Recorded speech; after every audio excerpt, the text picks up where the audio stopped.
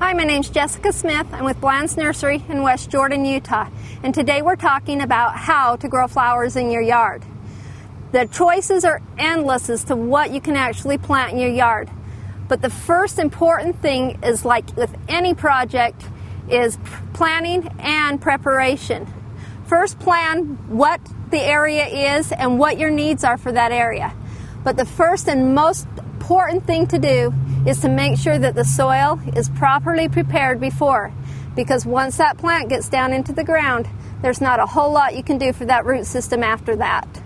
So take that extra step and mix organic matter, peat moss, or whatever's recommended in your area, and you can find out which one's good in your area at your local nursery. We recommend organic matter. We have a real high content of clay in our soil, and organic matter is really what improves the soil.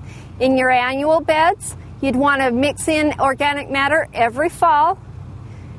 When preparing your soil, fall is actually the best time to prepare annual beds in your garden area. In your perennial beds and your shrub beds, that's why it is so important that you first do it when you're planting. Those can be done at any time of the year with a mulch over the top. You don't really want to use a manure on the top, especially in hot areas, because as it still composts down, that manure heat, the heat off of that compost can come up and burn your plants. Make sure you mix the organic matter into your soil well. More's not always better. Have a little bit more soil than you do organic matter, and then just mix it in, and then from year after year, the plant's health is going to love you for it. So irregardless of what type of flower it is you plant, and again, you can choose anything you'd like, head on out to your local nursery.